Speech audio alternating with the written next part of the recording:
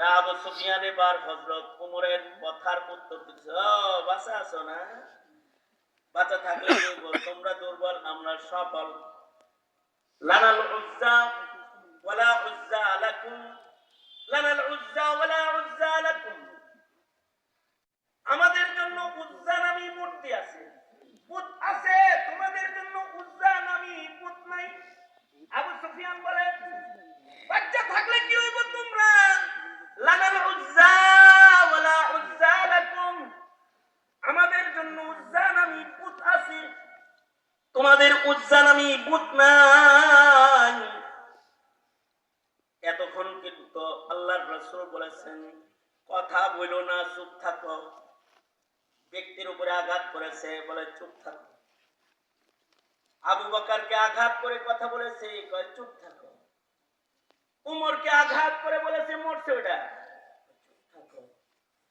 কিন্তু এবার যখন আবু সুফিয়ান বলে লানাল উজ্জা ওয়ালা উজ্জা লাকুম, অর্থাৎ মূর্তিকে যখন তাওহীদের উপরে তুলে ধরেছে, এবার আল্লাহর রাসূল বলে, উমর এতক্ষণ চুপ ছিল, এখন আর চুপ থাকার সময় নাই, জবাব দাও। উমর বলে, কেমনে জবাব দিব?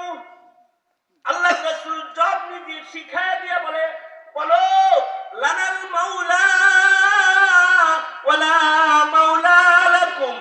এই আল্লাহর দুশমন, আমাদের জন্য আল্লাহ আছে, তোদের জন্য আল্লাহ নাই। আমাদের জন্য মাওলা আছে, তোদের মাওলা নাই। তার মানে ব্যক্তির উপরে আঘাত করলে পরে রাসূল কিছু বলে না, কিন্তু তাওহীদের উপরে আঘাত করলে রাসূল তখন ছাড়ে না, সাহাবী তখন ক্ষত বিক্ষত দেহেও ছাড়ে না। ঠিক ওরকম দেশের মুসলমান না, আমাদের টাকা পয়সা চুরি করে বিদেশ নিয়ে জমা করছে, আমরা কিছু বলিনি। রিজার্ভ ফান্ড খালি করে লয়ে গেছে, তাও কিছু বলি নাই। দেশের বিভিন্ন জায়গায় আমাদেরকে ক্ষতিগ্রস্ত করেছে, জনতার হক নষ্ট করেছে, আমরা কিছু বলি নাই। অথবা আমাদের কাঠমোল্লা কইছে, তাও কিছু বলি নাই। আমাদেরকে মধ্যযুগী বলে গালি দিছে, তাও কিছু বলি নাই। আমাদের আলোচনা বন্ধ করতে চেয়েছে, তাও কিছু বলি নাই। আমাদের ব্যক্তির উপরে আক্রমণ করেছে, তাও কিছু বলি নাই। ওরা গালাগালি করছে, হুজুররা বুখারী শরীফ পড়াইছে, অথবা মসজিদে নামাজ পড়াইছে, মিম্বরে খুতবা দিয়েছে, কিন্তু এই শয়তানের দলেরা যখন ইসলাম নিয়ে টানাটানি শুরু করছে, তখন নবীর সুন্নত হয়ে গেছে, এখন আর চুপ থাকার সুযোগ নাই। যেই ঠান্ডা মৌলবী নামাজ পড়াইতো, সেই ঠান্ডা মৌলবী গরম হয়ে শাপলা চত্বরে যে কোমরে গামছা বাঁধা দাঁড়াইছে, অথবা রাজপথে দাঁড়ায় গেছে, অথবা সেই জনতার মঞ্চে গিয়ে দাঁড়ায় গেছে, গুলি করো, আমাকে মারো, দিন মারতে দিব না, আমার রক্ত নিতে পারবা, দিনের ঝান্ডা ভুলঙ্ঘিত করতে দেব না। এটার নাম ঈমান। এই ঈমানের দস্তরখানে বুক টান করে দাঁড়ায় যেতে কিচ্ছু লাগে না, না অস্ত্র লাগে, না তরবারি লাগে, তখন শুধু লাগে ঈমান, লাগে আল্লাহ। তখন মুমিনের হৃদয়ে থাকে লানাল মাওলা ওয়ালা মাওলা লাকুম।